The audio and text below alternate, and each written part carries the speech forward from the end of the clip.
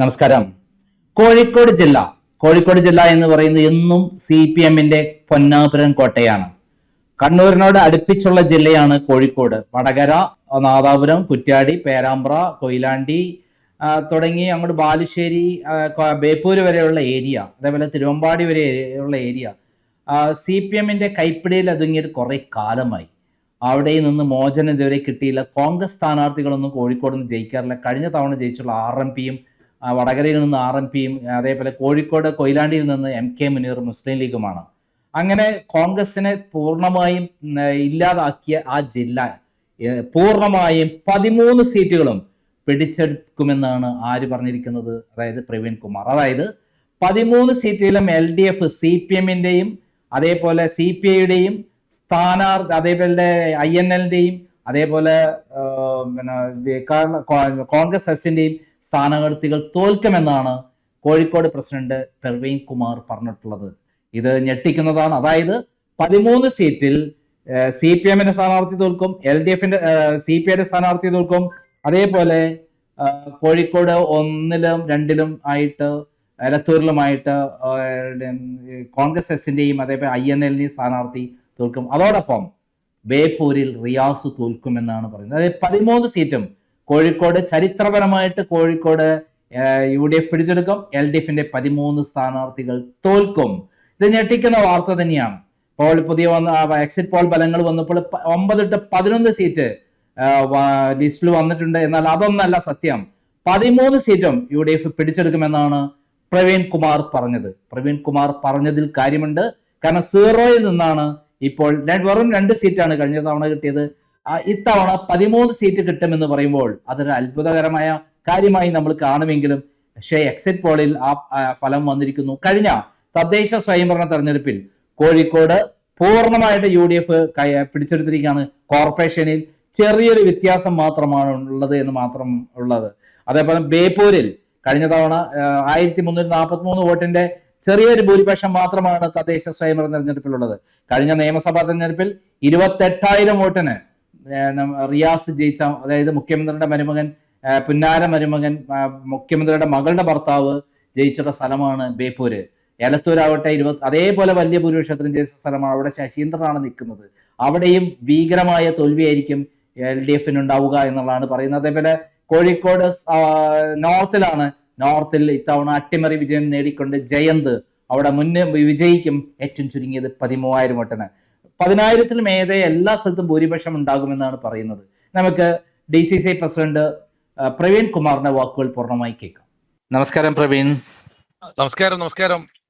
അതായത് ഇന്നലെ വന്ന എക്സിറ്റ് പോൾ ഫലങ്ങളിൽ ഏറ്റവും വലിയ അട്ടിമറി നടക്കുന്നത് കോഴിക്കോടാണെന്നുള്ളതാണ് വന്നിരിക്കുന്നത്. കഴിഞ്ഞ കുറേ കാലമായിട്ട് കോഴിക്കോട് LDF-ന്റെ കൂടെയാണ്. 1-2 സീറ്റുകൾ മാത്രമാണ് UDF-ന് കിട്ടാറ്. കഴിഞ്ഞ തവണ പോലും 2 സീറ്റാണ് കിട്ടിയത്. എന്നാൽ ഇപ്പോൾ വന്നിരിക്കുന്ന എക്സിറ്റ് പോൾ ഫലങ്ങളിൽ 9 മുതൽ 11 വരെ സീറ്റുകൾ UDF നേടുമെന്നാണ് പറയുന്നത്. 1 മുതൽ 3 വരെ സീറ്റ് മാത്രമാണ് LDF-ന് കിട്ടുള്ളൂ എന്ന് പറയുന്നത്. BJP സീറ്റൊന്നും കിട്ടുന്നില്ല. 45% വോട്ടോടുകൂടി UDF മുന്നേറുന്നത് എന്നാണ് പറയുന്നത്. എന്താണ് അതിന് നേതൃത്വം വഹിച്ച കോഴിക്കോട് UDF എന്ന പ്രസ്ഥാനത്തെ ഇത്രയും മുന്നിലേക്ക് എത്തിച്ച പ്രവീൺ കുമാറിന് പറയാനുള്ളത്? ഒന്ന്, അട്ടിമറിയല്ല, സ്വാഭാവികമായും പൊരുതി നേടാൻ പോകുന്ന വിജയമാണത്. കഴിഞ്ഞ 5 വർഷമായി കോൺഗ്രസും ലീഗ് നടത്തിയ വളരെ അടുക്കുചുള്ള സംഘടനാ പ്രവർത്തനങ്ങൾ, UDF-ന്റെ അടുക്കുചുറ്റിയ പ്രവർത്തനങ്ങൾ, പ്രവർത്തകരിലെ ഐക്യം, പാർട്ടിയിലെ അക്കൗണ്ടബിലിറ്റി, ബൂത്ത് തലത്തിലുള്ള പ്രവർത്തനം, അതുപോലെ തന്നെ അതിശക്തമായ പോരാട്ടം എല്ലാം കൂടി ഒത്തു വന്നപ്പോൾ ഉണ്ടാവാൻ പോകുന്ന വിജയമാണിത്. ഈ വിജയം ഞങ്ങൾ നേരത്തെ പ്രതീക്ഷിച്ചതുമാണ്.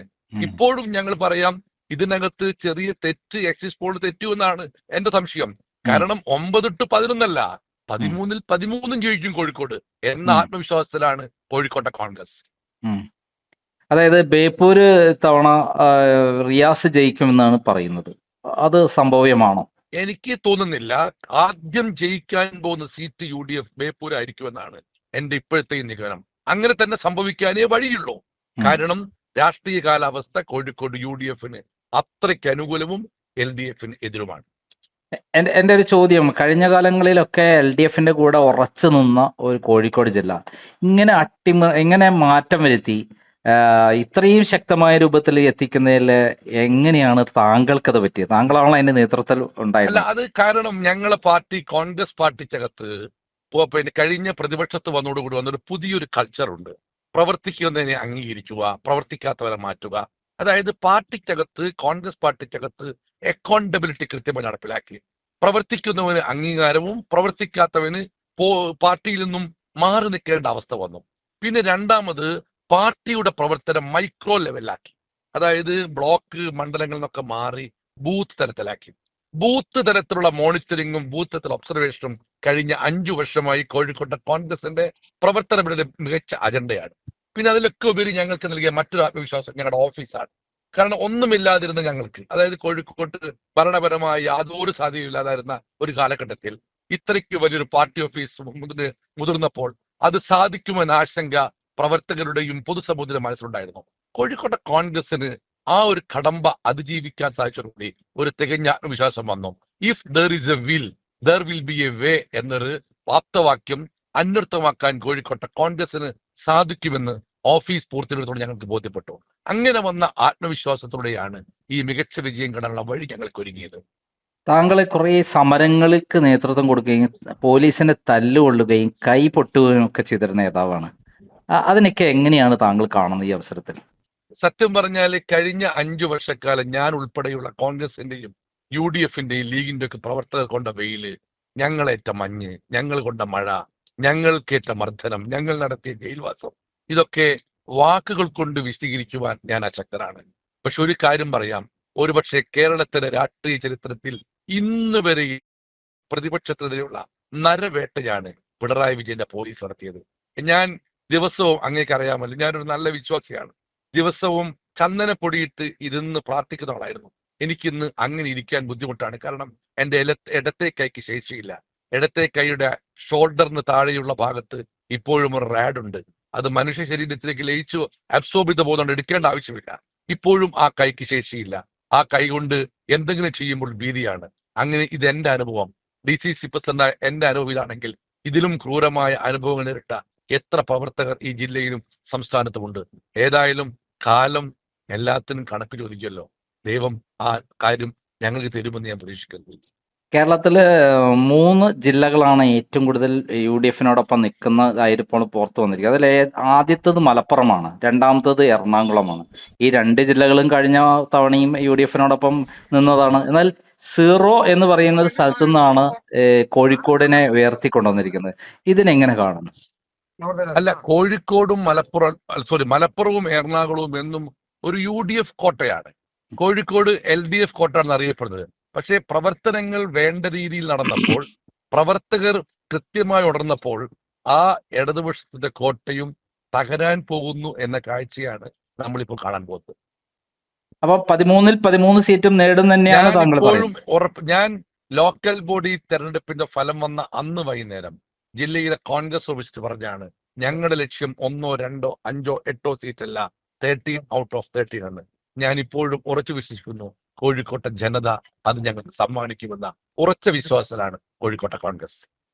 എന്തായാലും നമുക്ക് മെയ് 4 വരെ കാത്തു നിൽക്കാം. താങ്കളുടെ പ്രതീക്ഷകളാണോ അതല്ല എക്സിറ്റ് പോൾ ആണോ ശരിയെന്ന് നമുക്ക് അന്ന് പറയാൻ പറ്റും. ഞാൻ എക്സിറ്റ് പോൾ തെറ്റാണെന്ന് ഞാൻ പറയുന്നില്ല.